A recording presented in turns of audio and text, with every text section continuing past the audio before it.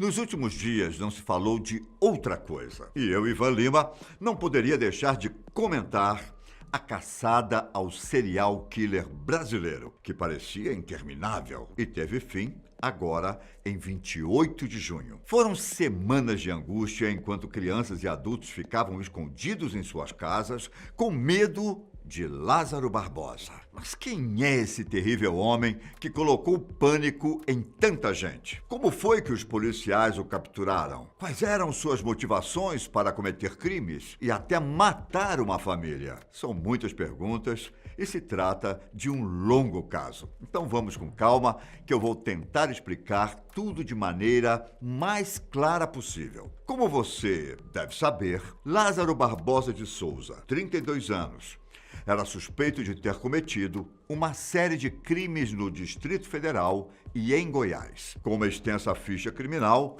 ele estava foragido desde 2016. E nos últimos 20 dias, as coisas ficaram um pouco tensas. Lázaro cometeu uma série de crimes e ataques em casas e chácaras, além de ter matado 4 pessoas de uma mesma família. Mas não é de hoje que o serial killer de Brasília, como está sendo chamado na internet, comete terríveis crimes. Esse rapaz nasceu na cidade de Barra do Mendes, a 530 quilômetros de Salvador. Lá, respondeu por um homicídio quando tinha 20 anos de idade. No caso, ele foi condenado por ter matado 2 pessoas.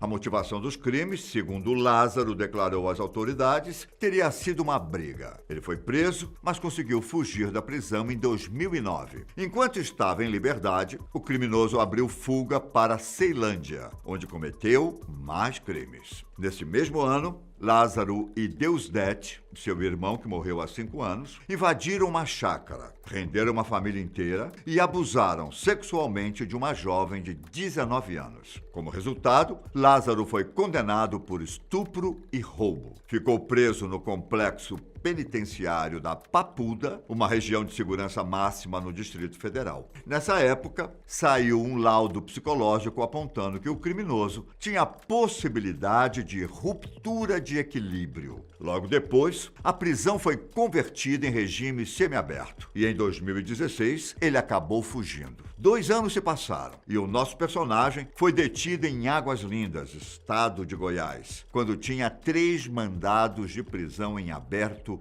por homicídio qualificado, porte ilegal de arma de fogo, roubo e estupro. Só que, de algum jeito, ele conseguiu fugir da cadeia mais uma vez. No ano passado, o homem invadiu uma chácara em Brasília e agrediu 2 idosos, chegando a matar um deles com uma machadada na cabeça. No começo de 2021, ele foi considerado o principal suspeito de invadir uma casa no Sol Nascente, no Distrito Federal, e trancar pai e filho em um quarto. Depois, estuprou uma mulher em um matagal. Todos esses crimes que eu citei foram cometidos antes mesmo de começar a perseguição a Lázaro. O que muita gente questiona é por que ele conseguiu fugir de um presídio de segurança máxima e por que a condenação foi convertida em regime semiaberto, já que era considerado um homem perigoso. O que motivou as buscas intensas por Lázaro foi a série de crimes que ele cometeu no começo de junho de 2021. Eu vou tentar contar em ordem cronológica para você entender exatamente como foram essas ações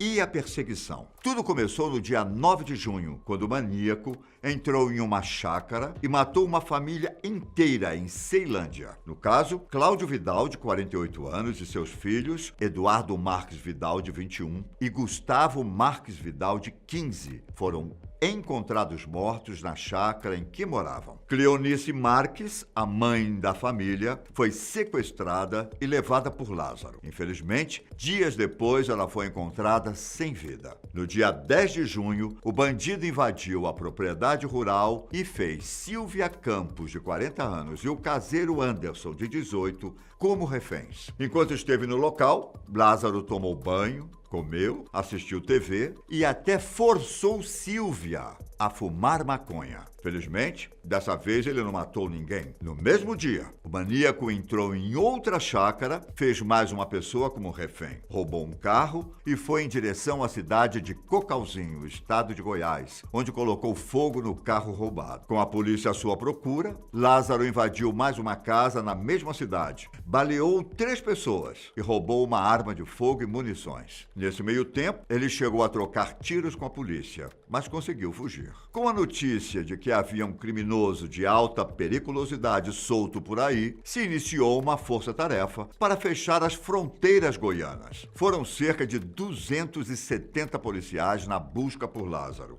Isso sem falar no suporte de helicópteros, drones e cães farejadores. E nenhum batalhão de forças da segurança pública foi capaz de parar esse terrível criminoso, ao menos por alguns dias. Ele roubou mais um carro e abandonou o veículo ao avistar um ponto de bloqueio da polícia. Depois, trocou tiros com o caseiro de uma chácara em Edilândia, um povoado de Cocalzinho, ocasião em que acabou se ferindo. Ele ainda invadiu mais uma chácara em Edilândia, fazendo mais 3 reféns. Felizmente, a polícia conseguiu chegar ao local e salvar a família. Lázaro trocou tiros com os homens da lei novamente e acabou baleando um policial de raspão no rosto. Mais uma vez conseguiu fugir. Entretanto, pelo menos a família sequestrada foi salva. No dia 22 de junho, encontraram um carro incendiado na saída do distrito de Girassol, perto de Cocalzinho. As suspeitas eram de que o automóvel tivesse sido usado por Lázaro. A polícia prendeu 2 homens acusados de ajudar Lázaro a se esconder.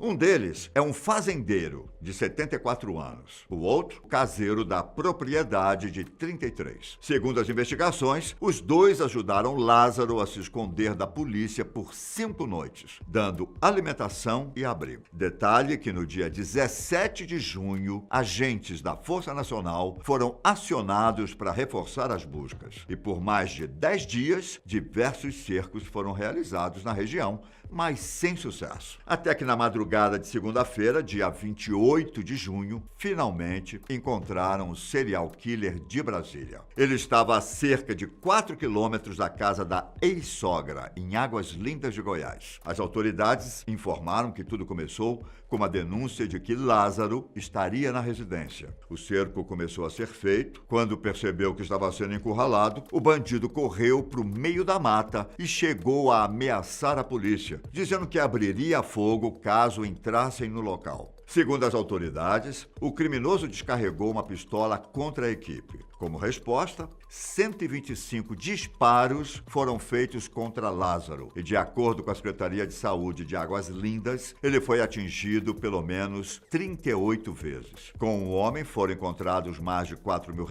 o que reforça a teoria de que alguém estaria ajudando Lázaro na fuga. O serial killer chegou a ser levado para um hospital, mas morreu a caminho da unidade de saúde. Surgiram várias imagens no WhatsApp de Lázaro sendo levado para a ambulância e fotos dele morto no hospital. Esse foi o fim do serial killer de Brasília, que por longos 20 dias aterrorizou dezenas de pessoas. Mas não se engane em achar que as investigações acabaram. As autoridades acreditam que o criminoso tinha uma rede de apoio pela qual recebia suporte para fugir da polícia. A ex-mulher que foi encontrada em Águas Lindas de Goiás é uma das suspeitas. Ela foi levada para prestar depoimento. Já o fazendeiro e o caseiro, suspeitos de auxiliarem na fuga, também estão sendo investigados. O caseiro recebeu liberdade provisória e contou detalhes sobre como era a rotina de Lázaro na fazenda. Segundo ele, o fazendeiro era amigo da família de Lázaro e, por isso, estava ajudando. Os advogados negam qualquer envolvimento do fazendeiro no caso. A polícia do estado de Goiás disse que a investigação continua mesmo após a morte de Lázaro, pois é preciso investigar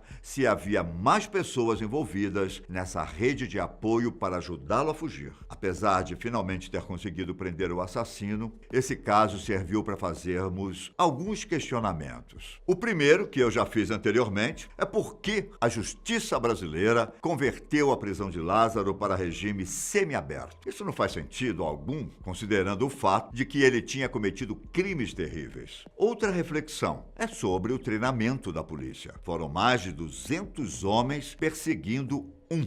por 20 dias. Isso não poderia ser considerado um absurdo? Falta de treinamento? O que nos resta é torcer para que esse caso e essas reflexões promovam melhorias. Lembrando que essas são todas as informações que conseguimos até o fechamento desse roteiro. Então é possível que novas notícias tenham saído até a publicação deste vídeo. Por hoje é só.